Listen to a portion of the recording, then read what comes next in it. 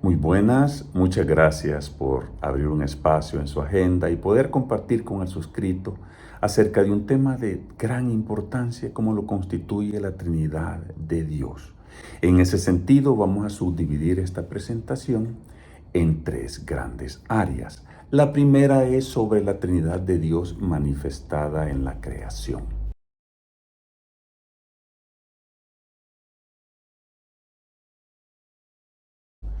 La segunda es en referencia a la Trinidad de Dios explicada por Juan y Colosenses.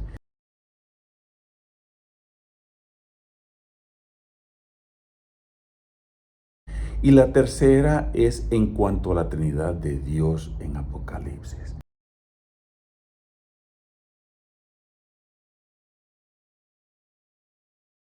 Así que le vamos a pedir al Espíritu Santo que nos ministre, que nos permita recibir el mayor conocimiento y poderlo poner en práctica, edificarnos espiritualmente en el maravilloso tema de la Trinidad de Dios, que nos ayude a nuestro crecimiento espiritual, que nos respalde también ese conocimiento, Padre, dentro del caminar cristiano y todas las cosas maravillosas que pueden venir de algo tan trascendental como recién lo hemos dicho que es la Trinidad de Dios.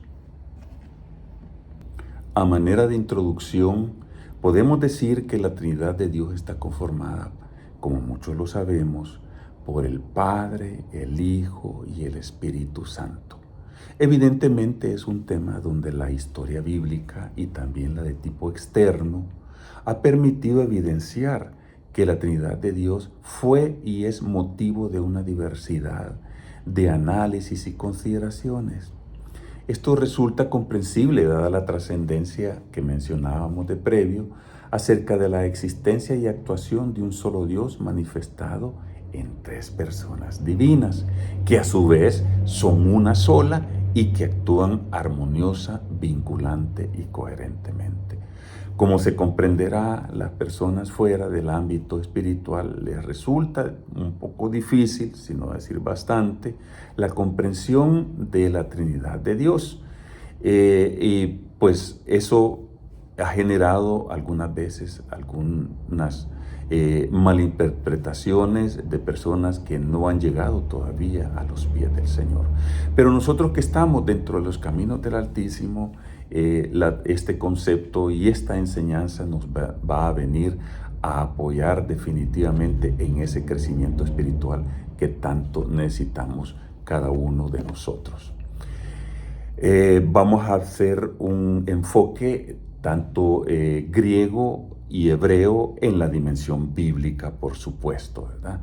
En los tiempos bíblicos existía una presencia politeísta muy fuerte. Por lo tanto, era muy probable que resultara difícil en primera instancia poder aceptar esta espiritual concepción del significado de la Trinidad de Dios. Y también podemos decir que a lo mejor en parte de la iglesia primitiva, en su etapa incipiente, pudieron haber tenido sus dificultades en comprender y en aceptar este maravilloso concepto de la Trinidad. Es oportuno mencionar que en las Sagradas Escrituras no se menciona el término Trinidad, pero su presencia dinámica a lo largo de la Biblia es indudable, identificándose a la vez sus maravillosos atributos y actuaciones. Dado todo lo anterior, se presenta a continuación un estudio acerca de la Trinidad de Dios, acerca también de su presencia y actuar desde el principio y el fin, haciéndose particular énfasis en la creación bajo un respaldo de las Sagradas Escrituras, esperando de que pueda llenar las expectativas de todos, ¿verdad? Porque en realidad esto es tan útil para nuestra vida que tenemos que captar la mayor enseñanza posible en ese sentido. En cuanto a la Trinidad de Dios manifestada en la creación, podemos decir que propiamente dicha creación es suficiente testimonio y una irrefutable prueba de la existencia de Dios, lo que se encuentra respaldado mediante las afirmaciones contenidas en las Sagradas Escrituras. Es decir, Dios es el sumo creador, considerándose a su vez las evidencias de la actuación divina en todos los aspectos inherentes a la creación. Esto lo vamos a ver más en detalle un poquito adelante, porque al igual que el concepto de la Trinidad de Dios, el concepto de la creación es algo que realmente es muy importante y que ha estado a lo largo del tiempo sujeto a diversas interpretaciones. Vamos a comenzar con la explicación y etimología de Elohim en el contexto cultural hebreo. La Biblia, como muchos sabremos, inicia en el versículo de Génesis 1:1.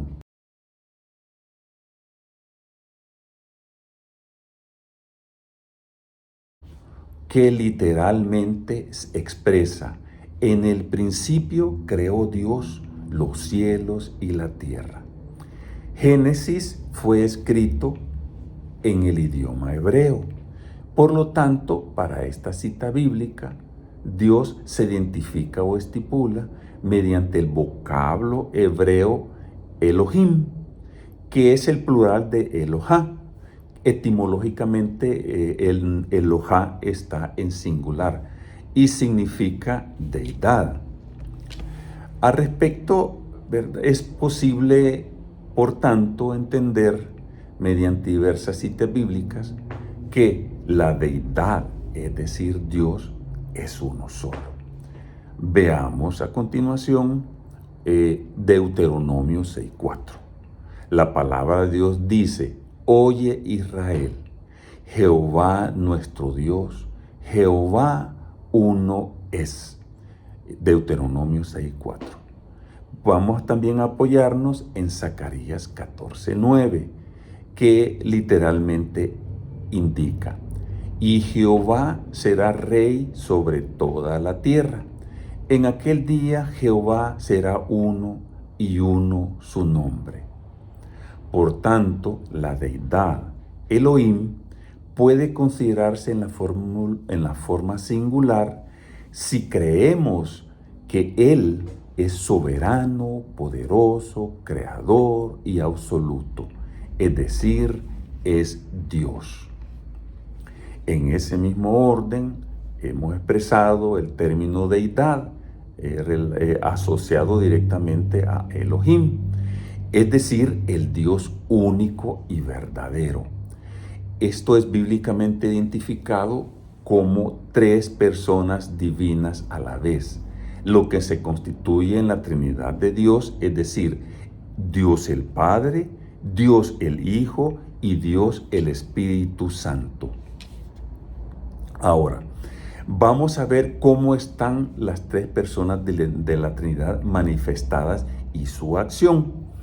En cuanto a este tema de la Trinidad, es importante lo que expresa la Biblia en Primera de Juan 5:7.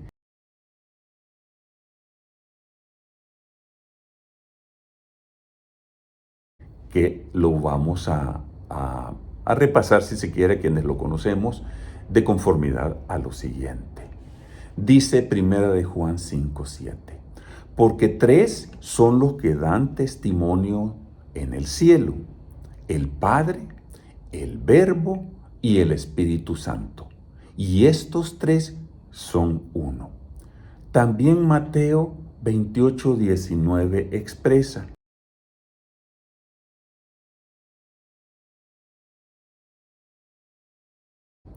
por tanto, id y haced discípulos a todas las naciones, bautizándolos en el nombre del Padre y del Hijo y del Espíritu Santo. Si ustedes notan, están vinculados. Es en el nombre del Padre y del Hijo y del Espíritu Santo. Los tres están vinculados, las tres personas divinas de la Trinidad.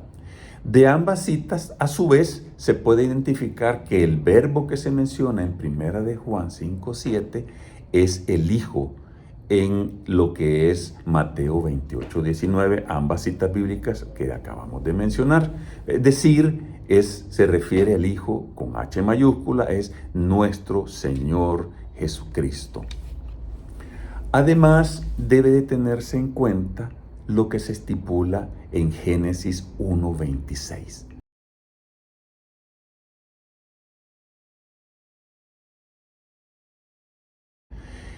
Que dice: entonces dijo Dios, hagamos al hombre a nuestra imagen, conforme a nuestra semejanza.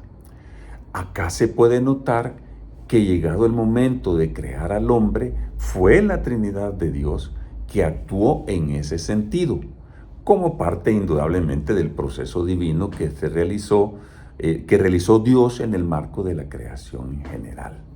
Esto es muy, muy importante realmente. Como se ve en Génesis 1:26, habla de hagamos, o sea, está hablando de las tres personas de la Trinidad, haciendo al hombre a nuestra semejanza, como lo dice la palabra de Dios.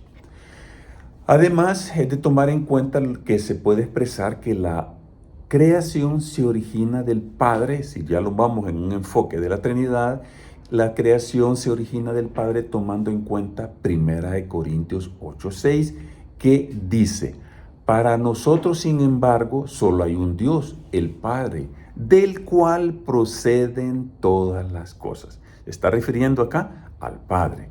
Luego podemos ver que en cuanto al Hijo, se refleja en ese mismo pasaje de 1 Corintios 8:6, se refiere lo siguiente, tomando la parte medular de esa cita bíblica: un Señor Jesucristo, por medio del cual son todas las cosas y nosotros por medio de Él. Es decir, que mediante el Señor Jesús se realiza la creación. Muy importante de tomarlo en cuenta. Ahorita hemos cubierto el enfoque del Padre, luego el enfoque del Hijo, y con respecto al Espíritu Santo, nos podemos apoyar en Génesis 1:2, que establece lo siguiente: y la tierra estaba desordenada y vacía, y las tinieblas estaban sobre la faz del abismo, y el Espíritu de Dios se movía sobre la faz de las aguas.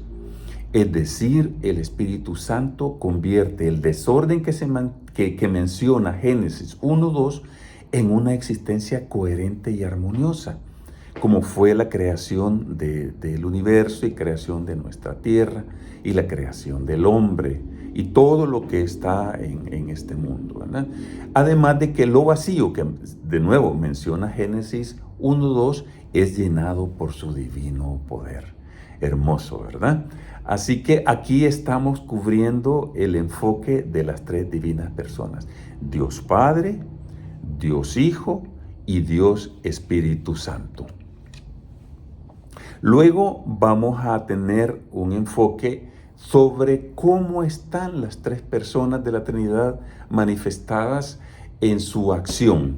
En ese sentido, ¿verdad?, es bueno decir de que el Padre, el Hijo y el Espíritu Santo comparten características tales como su eternidad, que actúan armoniosamente, que presentan funciones específicas y complementarias, pero siempre siendo un solo Dios.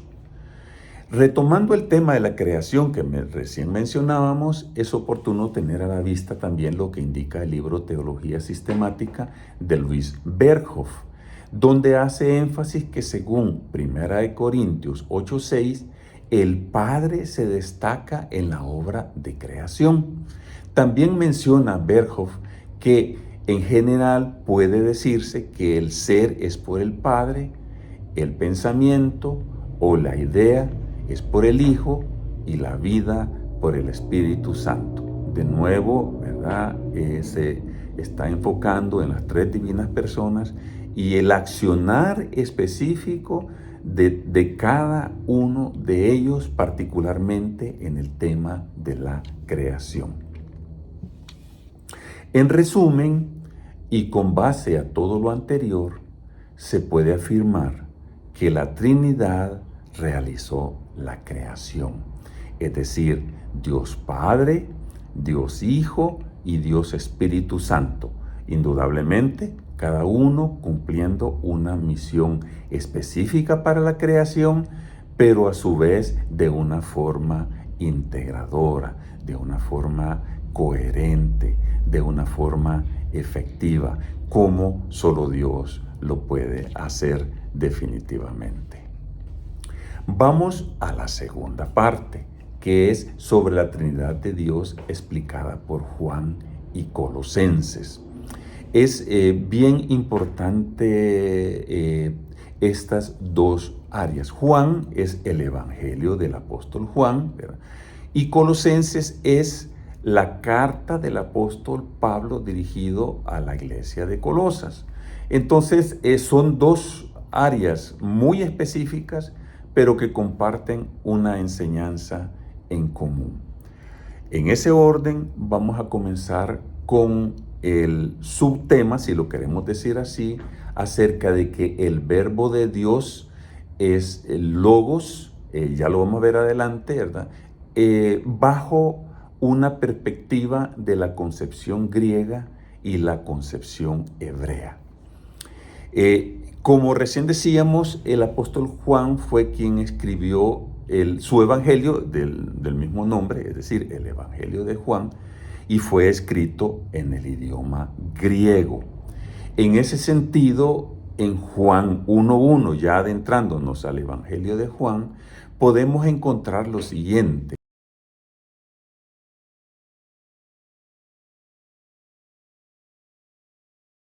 Que dice, en el principio era el verbo, y el verbo era con Dios, y el verbo era Dios. Lo hemos leído en el idioma español, pero si vamos adentrándonos en el idioma hebreo, en el idioma griego, podemos decir de que Juan utilizó el vocablo logos.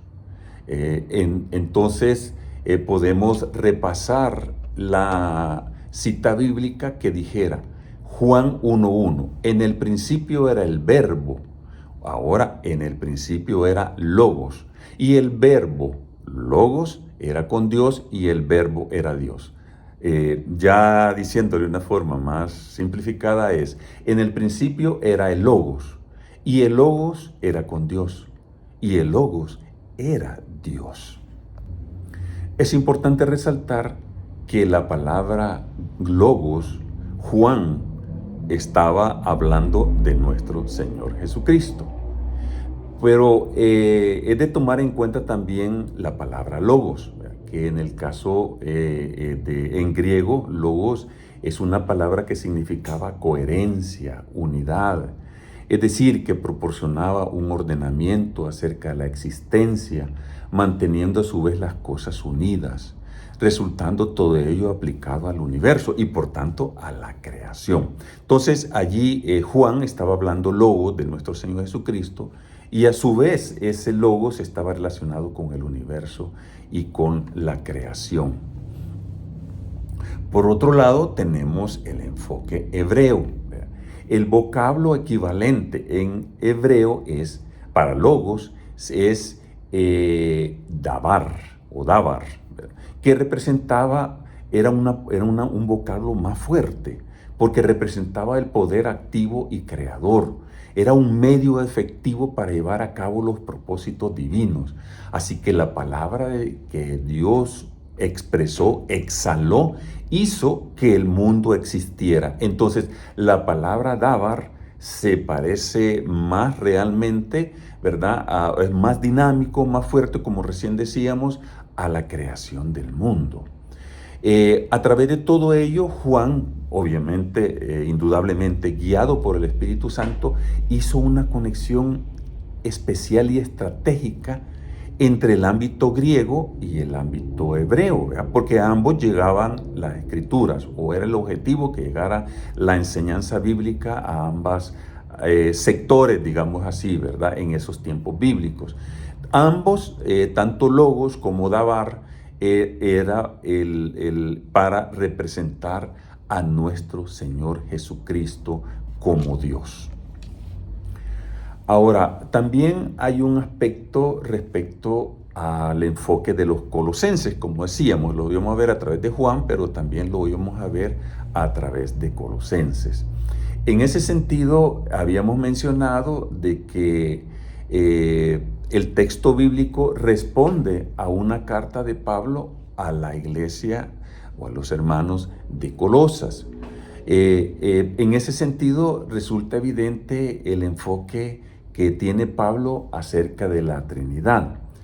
¿Cómo lo podemos saber? A través de lo que él, guiado también, por supuesto, por el Espíritu Santo, plasmó en su carta. Y vamos a expresar literalmente lo que se indica en Colosenses 1:3.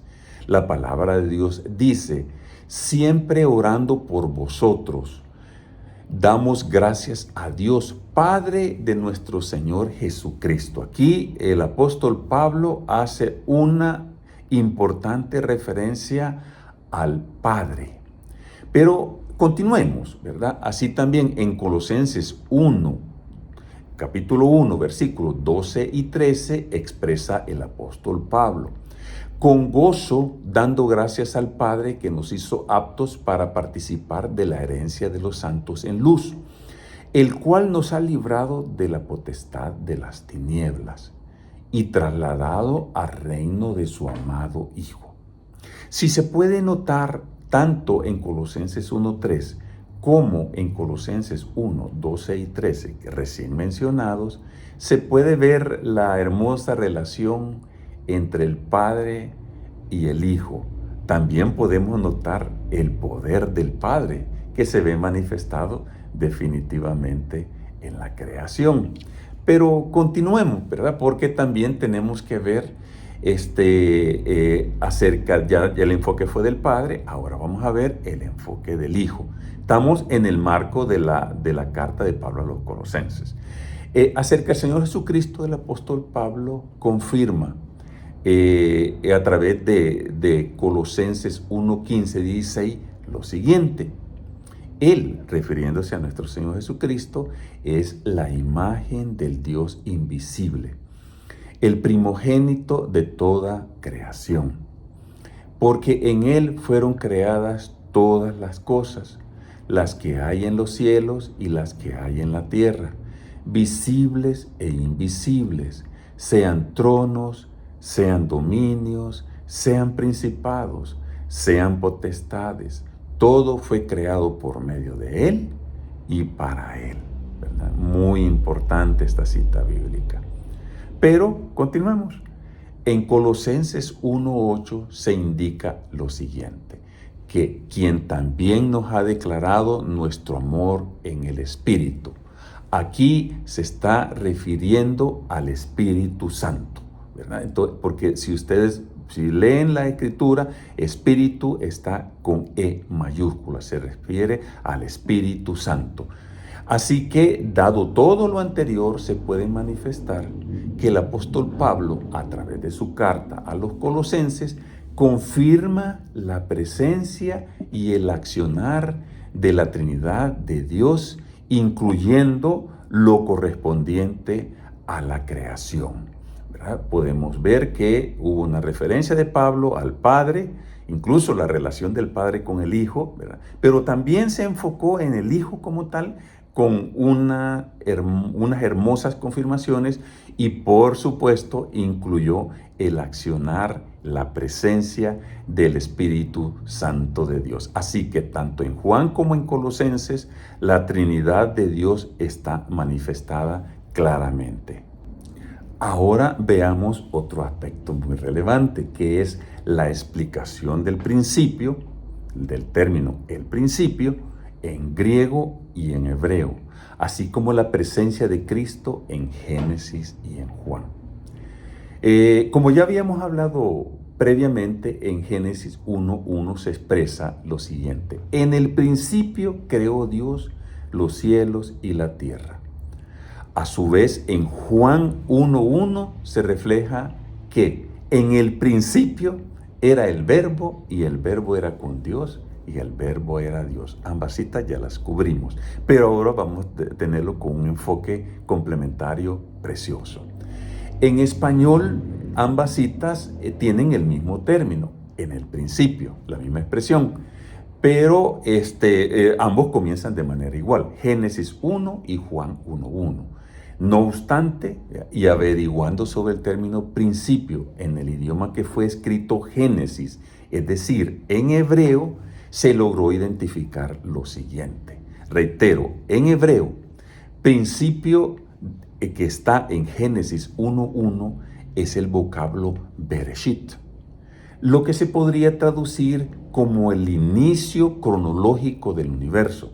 De hecho, la Biblia de Estudio MacArthur indica que la expresión en el principio es el principio del universo en tiempo y en espacio. Así lo establece. Ahora, hay que hacer la aclaración de que en Génesis 1:1 no se menciona explícitamente al Señor Jesús. Sin embargo, Él sí estaba y actuaba en la creación. Ya lo hemos cubierto de previo. ¿Cómo se expresa en Génesis 1:26? Que también ya lo cubrimos, pero vale la pena realmente, es tan importante que vale la pena que lo reiteremos. Dice Génesis 1:26. Entonces dijo Dios, hagamos al hombre a nuestra imagen conforme a nuestra semejanza. Y continúa esta cita bíblica. Además, el Señor Jesucristo es Dios, ya lo hemos también cubierto, y por tanto eterno, una de sus características intrínsecas, inherentes a Él. Es decir, que el Señor Jesús siempre ha existido. Es decir, también desde antes de la creación, que significa o representa Bereshit. Ahora, respecto al término principio o el principio, en Juan 1:1, que es que tener a la vista que fue el Evangelio de Juan, que fue escrito en griego, ya cubrimos lo de hebreo, ahora vamos en griego, corresponde al vocablo arché o arché, que podría interpretarse como la eternidad, es decir, antes de Bereshit recién mencionado, que se quería significar el inicio cronológico del universo, como previamente se mencionó, Bereshit. Arche se refiere, por tanto, a lo eterno, a lo supremo. Es decir, que acá Juan se refiere a que el Verbo, nuestro Señor Jesucristo, ya era en el principio que menciona Bereshit, ya era. Pues el Señor Jesús es desde siempre y por siempre. En resumen, podemos mencionar que Génesis 1:1 establece que la Trinidad llevó a cabo la creación y por tanto el Señor Jesús fue parte activa de ello. Además que en Juan 1:1 se evidencia que Jesucristo ya era, porque es por la eternidad cuando se creó el universo, dada lo que se conoce como la preexistencia de Dios. Es decir, Dios siempre ha existido. Cuando se dio Bereshit, la creación del universo, Dios existía. Nuestro Señor Jesucristo existía, que es donde está más expresado en cuanto a Arche, ¿verdad? Ahora, enfoquémonos en una parte también que está en armonía con lo que hemos venido cubriendo, que es la encarnación de Cristo y la manifestación de la Trinidad en su bautismo. La encarnación de nuestro Señor Jesucristo, o el término específico encarnación, es definida en el diccionario bíblico ilustrado Holman como Dios convertido en ser humano. Está hablando de encarnación. Es decir, la unión de la divinidad y la humanidad en Jesús de Nazaret. Así lo establece este diccionario bíblico. Además, se refiere a la encarnación, que dice el diccionario, que viene del latín incarnatio, que significa en español ser o tomar carne. Ese diccionario también entonces manifiesta que como enseñanza bíblica, la encarnación alude a la a la afirmación que Dios, en una de las modalidades de existencia, es como forma parte de la Trinidad, pero sin dejar de ninguna manera de ser el único Dios. Se ha revelado, por tanto, a la humanidad como Dios hombre para salvación de esta, volviéndose humano, por supuesto, ¿verdad? Esto último es lo que se conoce como la unión hipostática de Cristo. Nuestro Señor Jesucristo es 100% Dios y fue 100% Dios, ¿verdad? Cuando vino a esta tierra, que se encarnó, es decir, se manifestó como un hombre de carne y hueso, con sentimientos, con emociones, ¿verdad? Pero Él a su vez fue siempre 100% Dios. Como lo es, como lo ha sido y como lo será. Por tanto, la encarnación del Señor Jesús debe de considerarse, y así es, como parte de su plan divino para la redención y salvación del ser humano, manteniendo íntegramente su deidad, como recién se explicó, es decir, que Él seguía y sigue formando parte de la Trinidad de Dios y todos sus divinos atributos que le corresponden. Ahora, en cuanto al bautismo del Señor Jesús, esto es reflejado en tres evangelios, los que se conocen como los evangelios sinópticos, es decir, Mateo, Marcos y Lucas. En Mateo, el bautismo del Señor Jesús se refleja en Mateo 3, 13, 17. Luego también en Marcos 1, del 9 al 11. Y en Lucas está en Lucas 3, 21 y 22. Esto resulta de una gran trascendencia divina en beneficio de la humanidad, siendo este un acto de los relatos y hechos bíblicos donde en un mismo acto se manifiesta con absoluta claridad la Trinidad.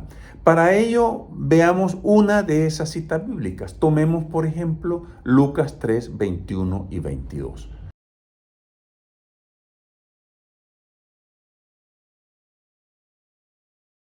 La palabra de Dios dice al respecto: aconteció que cuando todo el pueblo se bautizaba, también Jesús fue bautizado.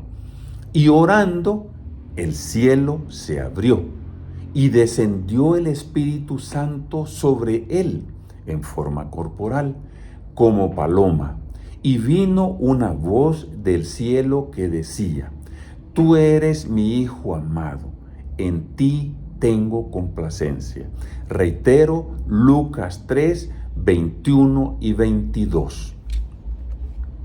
Si lo vemos detenidamente, esta hermosa cita bíblica, podemos ver que el Hijo, es decir, nuestro Señor Jesucristo, estaba en el Jordán siendo bautizado por Juan el Bautista.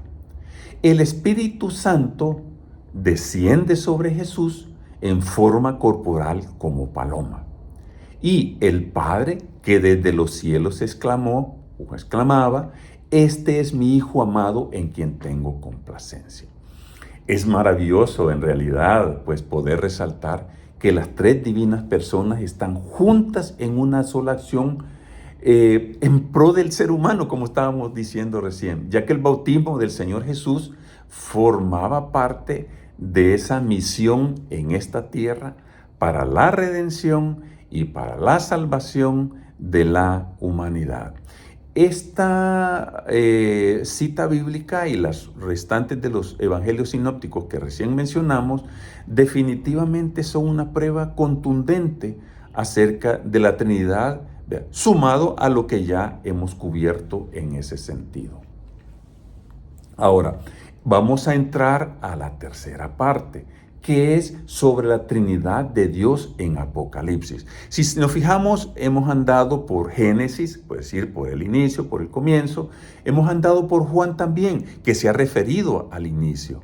Y ahora vámonos al otro extremo, nos vamos a Apocalipsis, nos vamos a la parte del fin, para que tengamos un enfoque bajo una explicación teológica del principio y del fin, como se pueda conocer ¿verdad? A nivel humano, de conformidad a lo que está establecido en las Sagradas Escrituras. En el marco bíblico, la expresión y concepto del principio y fin están reflejados, principio y fin, están reflejados en Apocalipsis, específicamente en los versículos 1-8, que dice: yo soy el alfa y el omega, principio y fin, dice el Señor, el que es y que era y que ha de venir, el Todopoderoso. También Génesis 21:6 indica: y me dijo, hecho está, yo soy el alfa y la omega, el principio y el fin. Continúa esta cita bíblica. Y además podemos ver Apocalipsis 22:13. Yo soy el alfa y la omega, el principio y el fin, el primero y el último. Como se comprenderá, alfa es la primera letra del alfabeto griego y omega es la última. Por lo tanto, ¿qué es lo que quiere significar en las escrituras yo soy el alfa y el omega? Es que es el principio y el fin. Lo que abarca el alfa y omega representa un todo, representa la eternidad. Pero esta eternidad es la que corresponde al Padre, al Hijo y al Espíritu Santo, es decir, a la Trinidad de Dios, que son por siempre y para siempre. Es decir, si volvemos a retomar, desde el alfa hasta la omega, desde el principio hasta el fin. Esto implica la eternidad, pero la eternidad absoluta. Es bien importante, la eternidad absoluta. Ahora, en Apocalipsis también tenemos el término el verbo, que aparece específicamente en el versículo de Apocalipsis 19:13.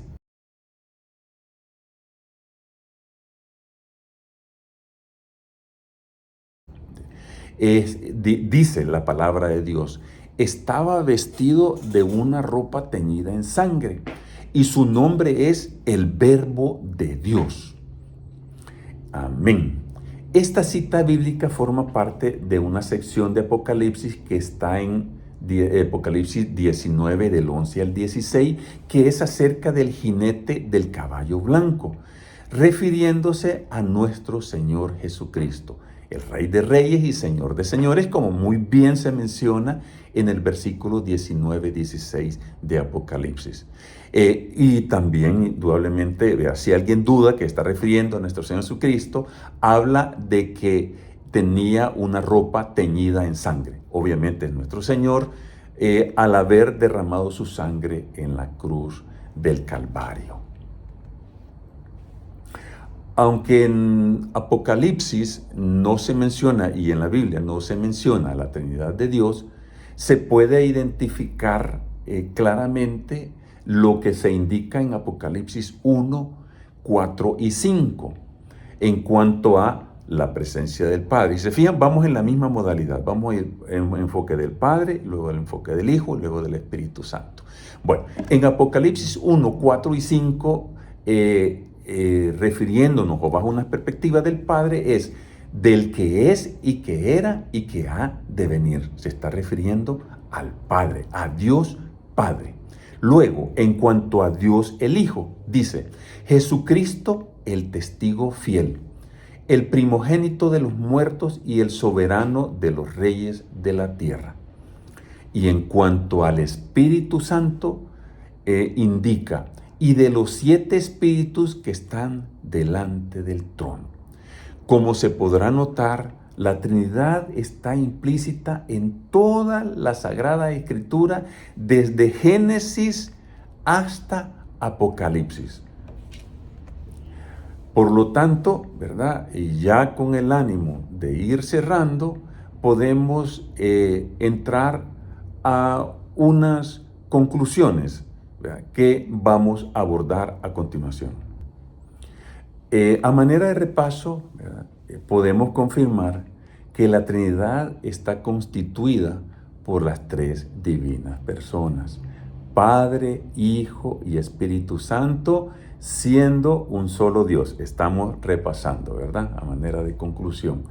Quienes actúan armoniosamente de una forma complementaria y que a su vez son coexistentes y eternos. Estamos hablando de la Trinidad de Dios. En este contexto, el nombre de Dios, por sobre las consideraciones etimológicas, es decir, Elohim, está reflejado, según Génesis 1:1, refleja la Trinidad en el acto de la creación. No solo en Génesis 1:1, sino que continúa realmente en diversas citas bíblicas, como ya lo hemos abordado. Otro versículo aplicable es Génesis 1:26, que ya lo habíamos cubierto, que dice: entonces dijo Dios, hagamos al hombre a nuestra imagen conforme a nuestra semejanza. Habla en plural, ¿verdad? Entonces, y así podemos continuar viendo a través de diversas partes de la Biblia cómo la Trinidad, sin ser mencionada, se manifiesta de una forma categórica.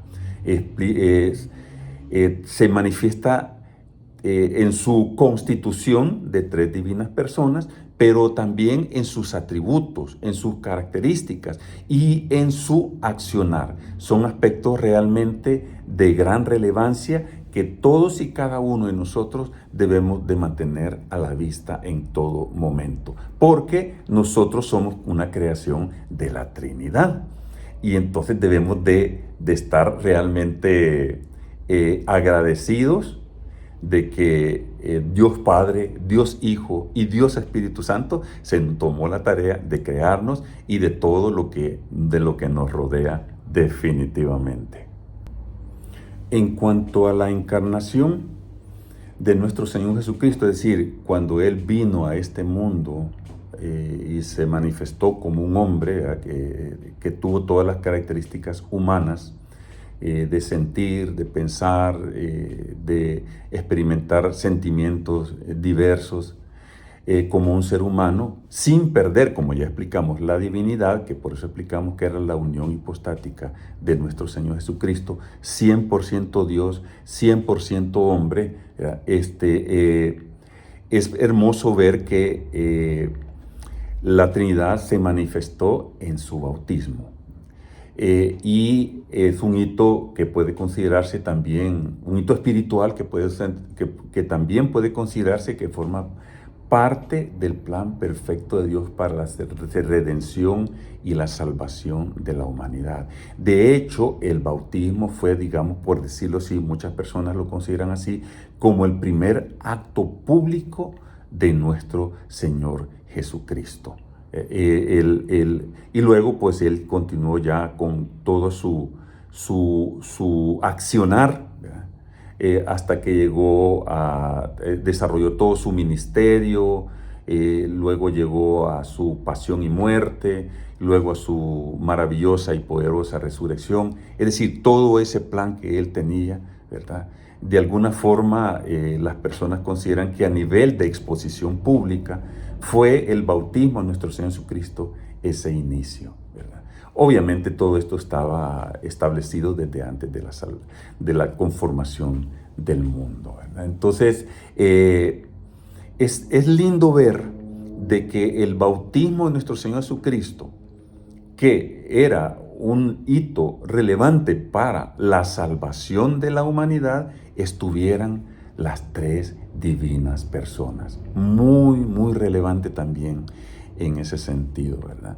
Además, podemos expresar que la Trinidad, aun que no se menciona explícitamente el término Trinidad en las Sagradas Escrituras, tiene presencia a lo largo de toda la Biblia, ¿verdad? Y de una manera inobjetable, fuerte, definida, muy clara, definitivamente.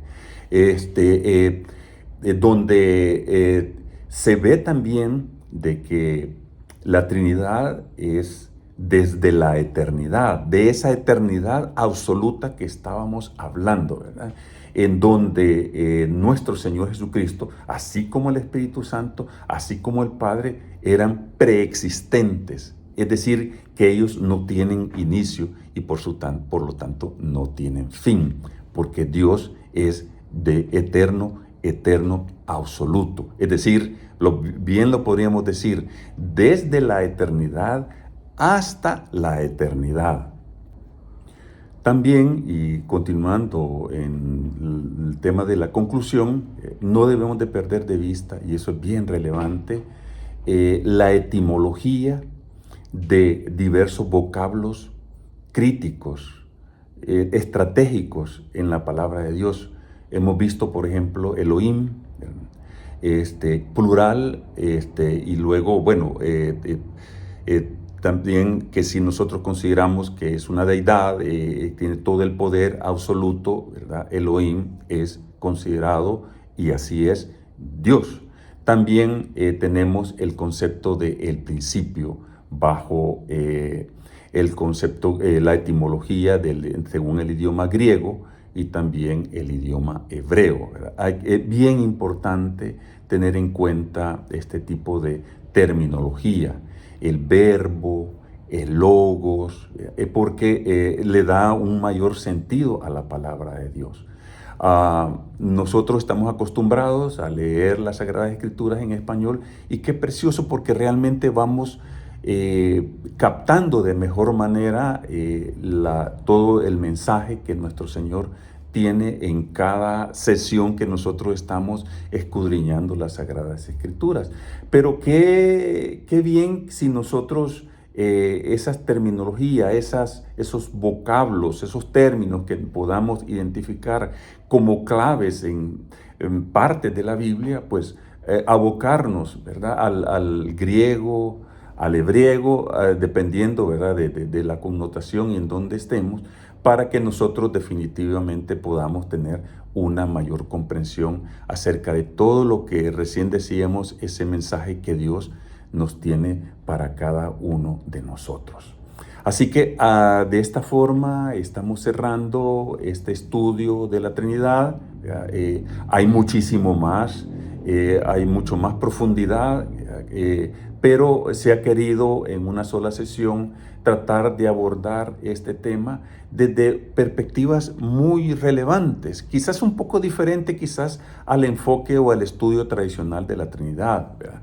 Hemos relacionado la Trinidad con la creación, ¿verdad? También en ese marco la Trinidad se ha enfocado según lo que se establece en Juan y Colosenses, ¿verdad? Y cerramos esta parte del estudio con la Trinidad de Dios en el Apocalipsis. Muy interesante, ¿verdad? Entonces, porque hay diversos estudios de la Trinidad que se refieren, y muy bonitos, la verdad, ¿verdad? Entonces, se centra en la Trinidad como un núcleo.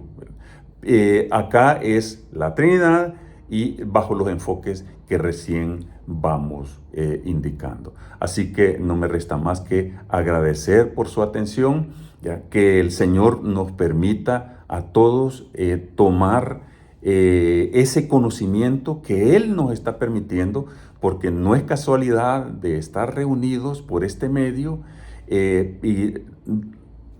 digamos, abordando un tema de gran trascendencia, como se dijo al inicio, como es la Trinidad. Que Dios en su infinita misericordia y bondad nos permita captar todo lo que resulte necesario, profundo, útil para nuestra vida, bajo el concepto de la Trinidad de Dios y lo que ello definitivamente significa también para la vida de todos nosotros. O sea, creo que nos hemos acostumbrado a escuchar el término de Trinidad y comprenderlo de una forma un tanto básica, si se quiere, pero válida, ¿verdad? Pero cuando ya la Trinidad vemos que las tres divinas personas han actuado para crear el mundo, la humanidad, a nosotros mismos, hacernos de una gran bendición, que su poder, ¿verdad? Genera un respaldo espiritual y divino para cada uno de nosotros. Cuando ya tratamos de entender en nuestro limitado mente lo que significa profundamente la Trinidad, es algo que definitivamente solo Dios, solo el Espíritu Santo nos puede permitir realmente poderlo captar. Pero como la palabra de Dios lo explica, ¿verdad? Es algo que definitivamente quizás nunca lo vamos a terminar de entender, pero que lo que podamos captar nos sirva para nuestro nutrir espiritual y para nuestro crecimiento rico en todos esos datos, en todo ese sentir, ese comprender de lo que la Trinidad de Dios significa. Así que muchas gracias, que Dios los bendiga y que sea de utilidad este estudio.